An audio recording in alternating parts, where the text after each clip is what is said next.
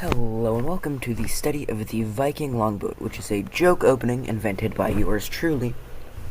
A joke opening, in my opinion, is a opening in which weird moves are played, and it's basically out of the book on the first move. Joke openings are supposed to be fun to play, which this one is, and while they aren't particularly good, they take your opponent out of theory and can get you some really quick wins. So, in our first section of the video, we are going to be overlooking what's in the longboat, and in the second portion of the video, we're going to be looking at a game that I played against a 1500. My rating is, in the game we played, about 1200, and let's get into it.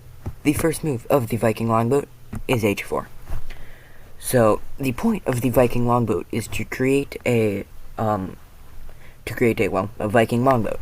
So this is going to be done by moving out your pawns to create the wall of the boat.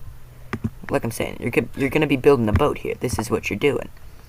You're going to bring out your knight, which is defended by the bishop and rook, so no worries about that being taken. Then you're going to do that the same thing on the other side, because you need two walls on your boat. Then I'm just making moves for them, because why not? You're going to move out your other knight, and you're going to hear a lot of people say that the knight on the rim is stupid or dim, but it controls some not really important squares, but some useful squares later in the game for attacks on the king when they castle, or just controlling the flanks so you don't get attacked yourself. So the next part of the Viking Longboat is to raise a mast. Because, well, you need wind in your sails. Then, you're going to bring out the mast by playing either d4 or e4. I personally like d4 slightly more. I think it's just more useful. But depending on which pawn you push, you want to put on the according bishop. So if you're pushing the d pawn, you're going to bring out your queenside bishop to help with that d4 square. If you're going to be doing kingside, you're going to be bringing out your kingside bishop to help with that. So that's just helpful. So, now let's do it when they're actually making moves. So, h4, either d4 or e4, doesn't really matter. You're going to play this, e5. Now you're going to bring up this knight. So if they ever do take this knight, so let's just say they take it now, you take back, you're going to get a really awesome diagonal that if they castle queenside, it's just going to stop them from doing it. And same if it happens on this side, you're going to stop them from castling, which we'll see later. Anyway, and then h3. If they don't capture a bishop, they just play like a knight move, just normal developing. Then you're going to do the same thing you did on this side of the board, on the other, on the queen side. They move out their knight. You push your pawn. They move out their bishop. You move out your knight. Move out their other bishop. Now is where it gets difficult, because now you're going to have to create your mast, which can be really difficult to do because they have a really strong hold on the center of the board. So let's say today we're going to do the e-pawn. We're going to push here. So after here, castles. Then, since you want to push the d-pawn, you move your queenside bishop. So you moved your queenside bishop. Now, in a lot of positions, the only moves they really have that do anything are taking, which we already know doesn't work because you're going to recapture, or pushing one of these pawns. So we're going to look at both individually. They push this pawn. That just kind of looks stupid. That's all. So you can play, you can genuinely just play d6, d3, sorry. And then after recaptures, bishop takes here. And that's what's going to happen. Now, one thing you do have to worry about is like, this knight is still sort of weak. So if they like bring out their queen, and you're like doo-doo-doo, and you don't realize, and you play like out here or something, this bishop, sorry, that knight is just going to be hanging. So you got to be really careful of that, because that happens in way too many of my games. So that's really the main variation, and all you really need to know. So now, let's take a look at the game I played against this 1500 rated player. See, proof, 1500, bam, I'm 1200. Then we begin. I start with h4, and this game is pretty textbook. e4, they play e4 in this one, and then, whatever the move is, g3, d4, d5, knight h3, knight c6, a4, bishop f5, b3.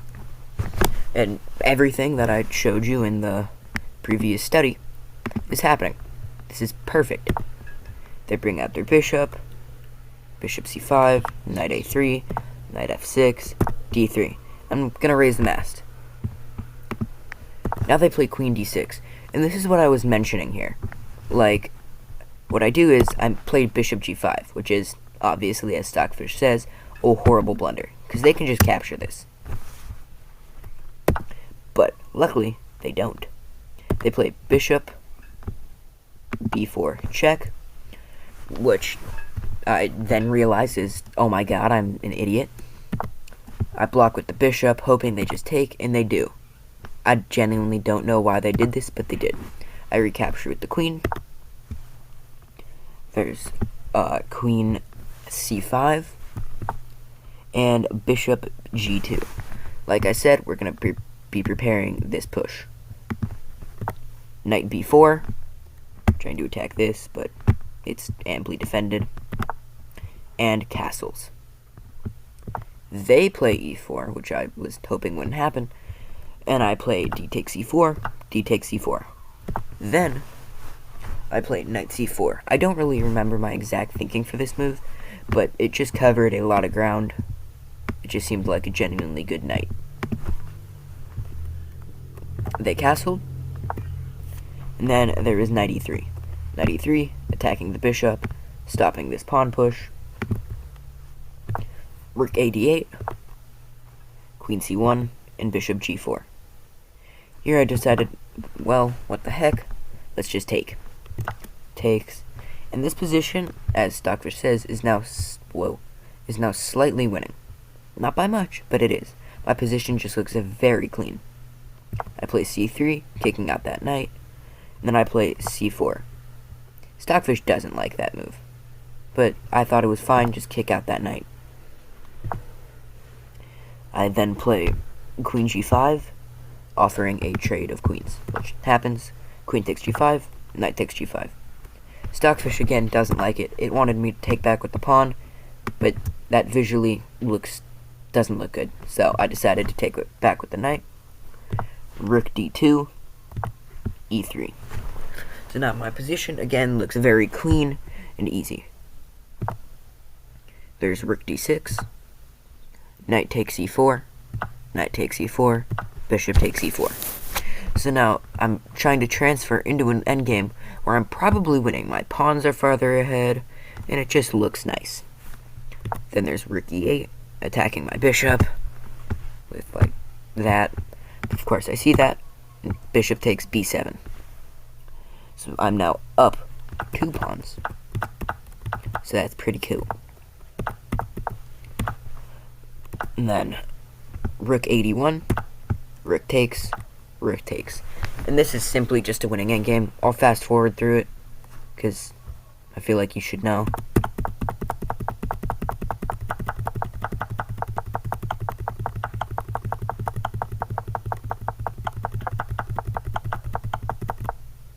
And here, they ran out of time, and I won the game. So that's really the first part of the Viking Longboat. Next, I'm going to cover what would happen if they, like, fianchetto. And then I'm also going to cover if they do it on the queen side, and some other weird variations. Okay, so next up is the next variation, which is the bishop variations, which are horrible to play against.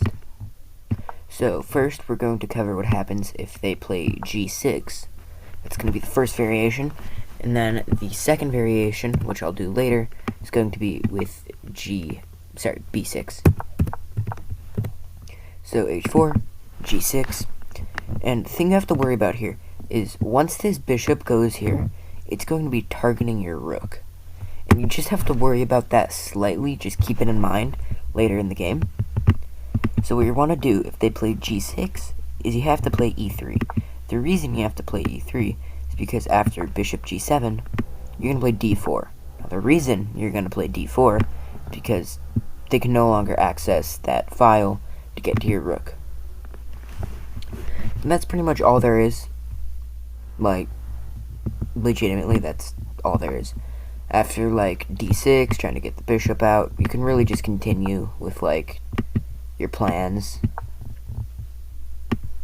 The one thing that is important to mention is that here, instead of playing your knight out like you do in the previous variation, you play your bishop out.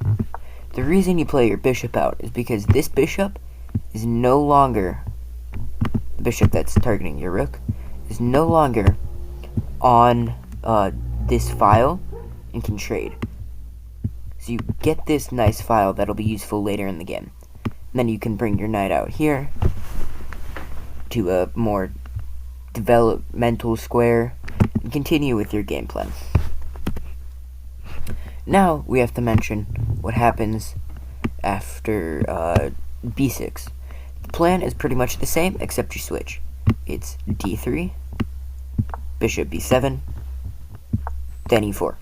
And then you continue how one normally would.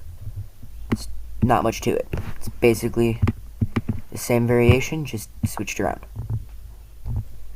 Like, nothing else happens. Once again, important to note, bring the bishop out instead of the knight. Like, it's still the same thing. Nothing you really have to worry about. And castle, have a nice life. That's pretty much all there is for the bishop variation. I'll put like a piece of text up screen to tell you what to do. And that's pretty much it, like the game plan. That's going to be right there. Okay, so continue.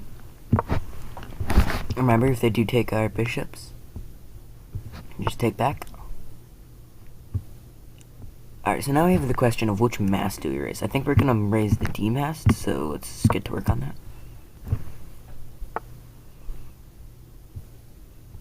Alright, so they're targeting this square, but remember, this square is protected, so we don't actually have to do anything about that.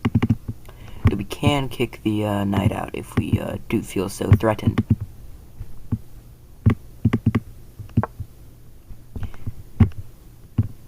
E3, preparing that D4 push.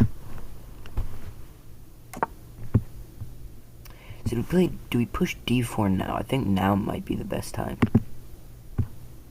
But we're going to play here first. Because I feel like it.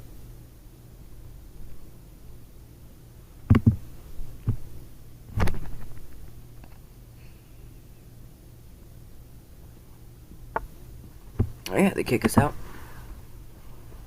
The reason I did that, it's kind of a wasted move, but if they don't, I attack this square and it just feels nice. Alright, they played it first. So I do have the option to take here, but I'm not sure I'm going to. I think I'm just gonna like stay here and have this like awesome open file. If they take, I'm gonna take back with this pawn, offer a trade queens, and then I'm gonna castle, and everything's gonna be perfect. This pawn might be an eventual weakness too, not right now, but later.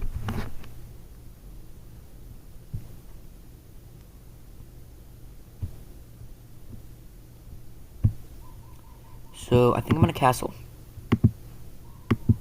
It just seems like the right thing to do.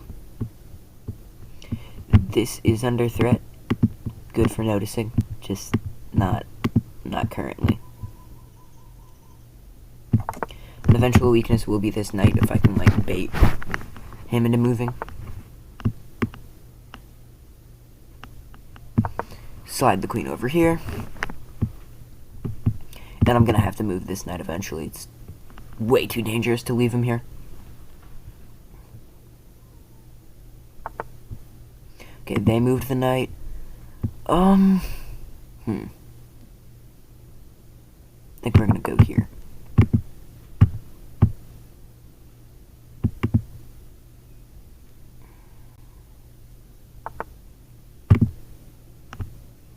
Okay.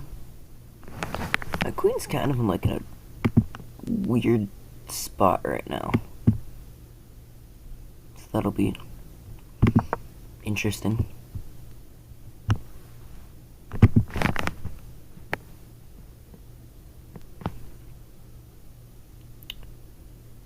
So there's two free pawns right now. There's this free pawn and there's this free pawn. However, this knight's threatening to take here, so you have to worry about that first.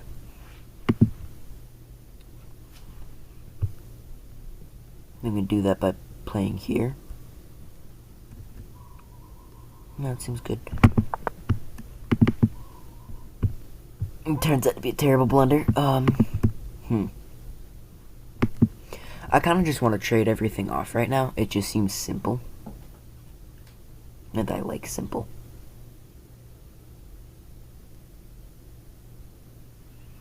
Like trying to trade queens or something.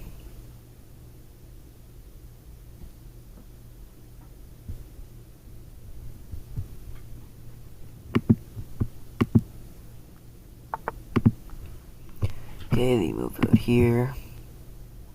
Move back, sorry. This pawn is still free.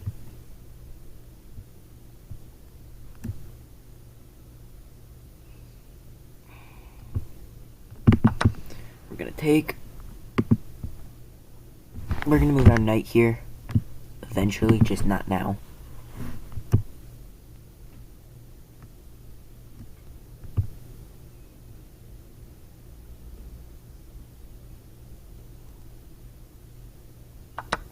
Okay, finally they took.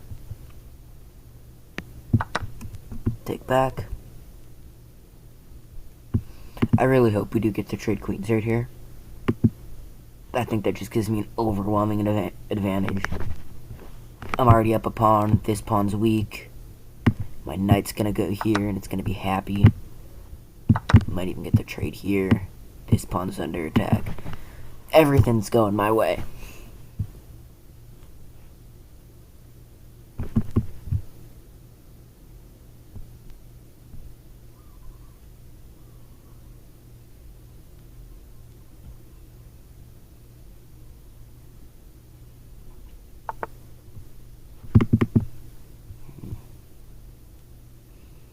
It's kind of a weird move. I don't know why they played that. Just to attack the bishop, get it out of the way.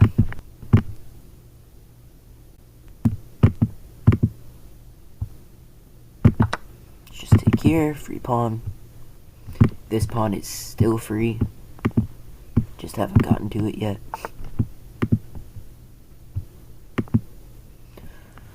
Options! Okay, so what's under attack here? Quite a few things. We're gonna move here. Just protect that pawn. I don't want to lose anything. It seems just bad. I know it's technically a trade because I can just take this. Then they take it, then I move the rook, but I didn't like it. I want to keep these three pawns together because in an endgame, these guys are gonna queen like instantly.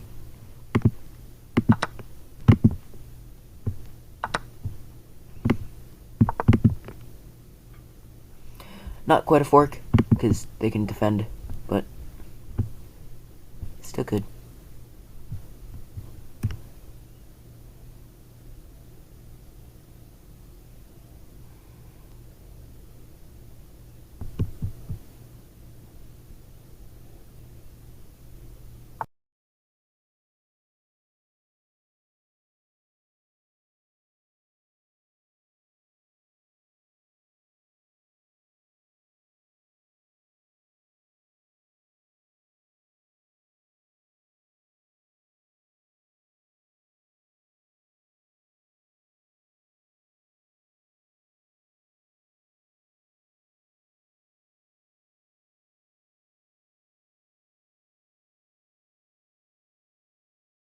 Thanks for watching. If you need any additional resources, I did make a few blogs about this opening, and I'll link them below.